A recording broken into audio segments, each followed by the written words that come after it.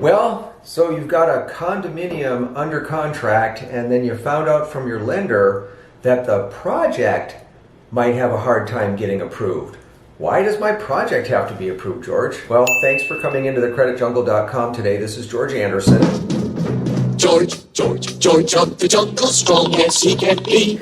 And, this is a fairly common discussion that I have with borrowers. I've had people ask me before, George, should I be looking, especially if somebody that's just getting started out and they're trying to stay in a very affordable price range and they're looking at either a condominium or a townhome or something like that. I normally try to steer them towards a townhome. In Utah and really anywhere else, the guidelines are the same, but what you'll find out is that most of the new projects going up are townhomes and not condominiums.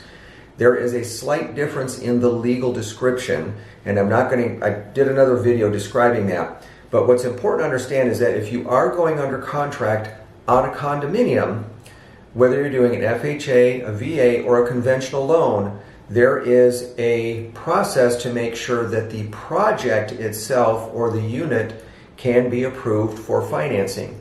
And each one of the agencies has a different process for that. I've got the links right down here for that, for Fannie Mae, Freddie Mac, FHA, and VA.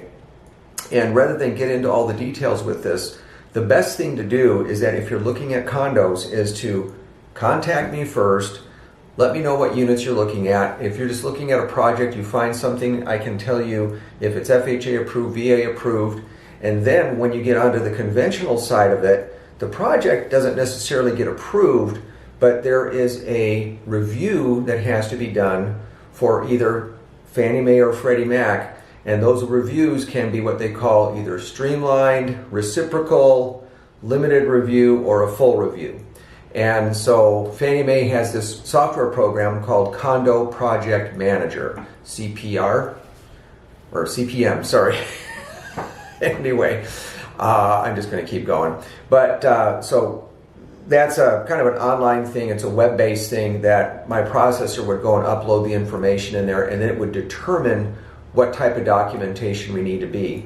And if you have 10% down or more, normally we can get what's called a limited review, which is not a big deal. It's a small questionnaire that we get from the Homeowners Association. If it's a full review, it can be a little bit more entangled, shall we say, and sometimes it can cause some delays in getting it. And what I always recommend to the real estate agent is that if we do have any type of a condo review, even where it's even a limited review, I always ask the real estate agent to include that in the due diligence process of the contract, because it's possible that you can get back a condo review and no fault of the buyer. The buyer's a great buyer and they would otherwise qualify for the amount that they're trying to finance, but we've got some issues with the project, and you want to make sure that the buyer's earnest money doesn't go into jeopardy, because all the information that we need to get is from the Homeowners Association, and sometimes the HOA can be a little lackadaisical in getting that information back to us. So I think condos are great. It's a different type of lifestyle and living, that if you're looking for something like that, low maintenance and everything else that goes with it, that's fine. It's just one of those things that you just need to be aware that there's an additional process for the property itself. So hopefully that helps.